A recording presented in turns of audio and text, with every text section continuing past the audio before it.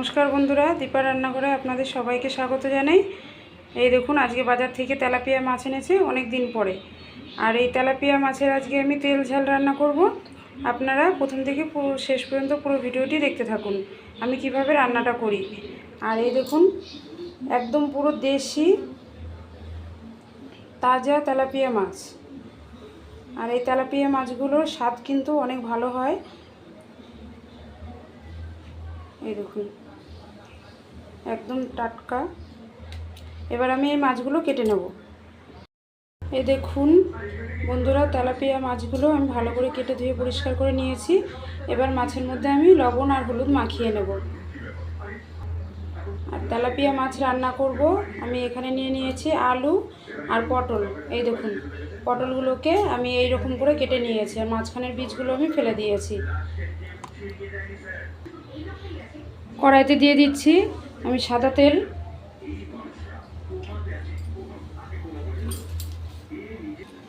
তেলটা আমার গরম হয়ে গেছে। এবার আমি মাছগুলো ভেজে নিচ্ছি। দেখুন, লবণ আর হলুদ মাখিয়ে নিয়েছি।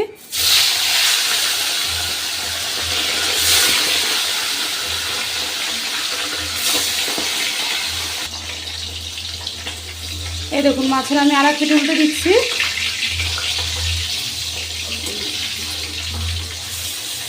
এক পিঠ আমার ভাজা হয়ে গেছে।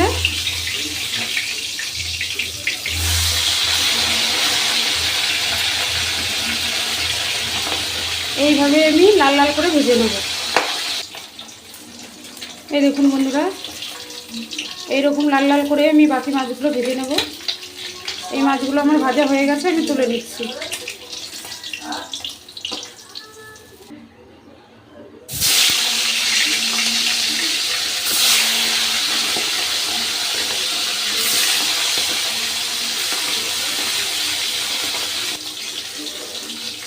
এই মাছগুলো আমি উল্টে দিচ্ছি।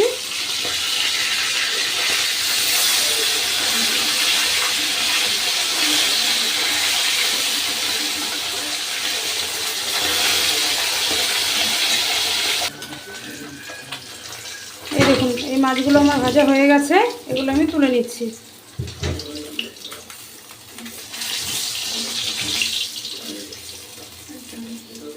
তেলাপিয়া মাছ একটু কড়া করে ভাজলে খেতে অনেক স্বাদ হয়। ফোড়নে দিয়ে দিচ্ছি কালো জিরে আর তেজপাতা।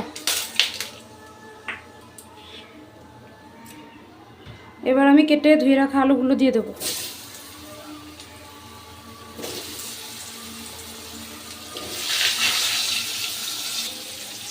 আলুগুলো আমি হালকা ভেজে নেব।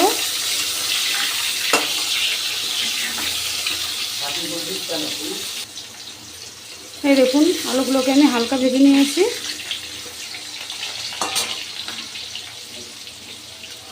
এবার কেটে রাখা পটলগুলো দিয়ে দেবো।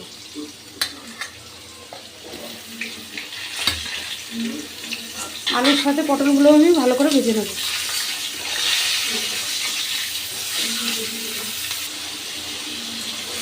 এই দেখুন, আলু আর পটলগুলো আমি একটু ভালো করে ভেজে নিয়েছি। এখানে আমি নিয়ে নিয়েছি আদা, কাঁচা লঙ্কা বাটা। এই মশলাটা আমি পুরোটাই দিয়ে দেবো।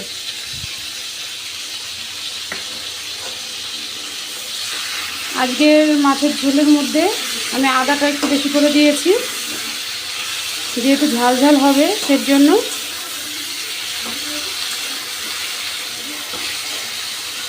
আমি সবজির সাথে আর ওই মশলার সাথে একটু ভালো করে কষে নিচ্ছি। এবার দিয়ে দিচ্ছি হাফ চামচ হলুদ গুঁড়ো, হাফ চামচ লঙ্কা গুঁড়ো,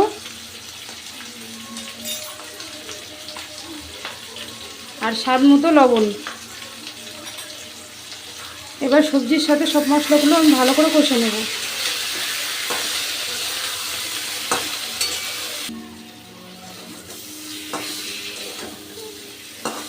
পুরো মশলাটাকে খুব ভালো করে আমি কষে নিয়েছি। এবার দিয়ে দিচ্ছি পরিমাণ মতো জল।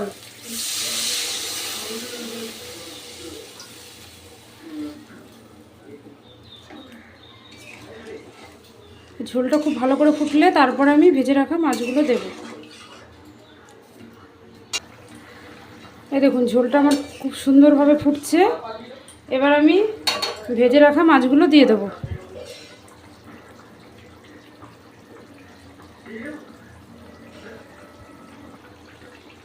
দেখুন বন্ধুরা, মাছের ঝোলটা আমার হয়ে এসে এবার দিয়ে দিচ্ছি আমি ভেজে রাখা জিরের গুঁড়ো। কারণ ভাজা মশলা পরে দিলে পরে এটা সেন্টটা খুব ভালো হয়। আমি 1 চামচের মতো জিরের গুঁড়ো দিয়েছি। সবশেষে দিয়ে দিচ্ছি গরম মশলার গুঁড়ো। এই দেখুন বন্ধুরা, মাছের তেল ঝোলটা আমার পুরো হয়ে গেছে। আর কালারটা দেখুন কত সুন্দর হয়েছে। বন্ধুরা, আমার এই রেসিপিটা যদি আপনাদের ভালো লাগে অবশ্যই লাইক কমেন্ট শেয়ার করবেন। আর দীপা রান্নাঘর চ্যানেলটিকে সাবস্ক্রাইব করবেন। ভালো থাকবেন, সুস্থ থাকবেন। ধন্যবাদ।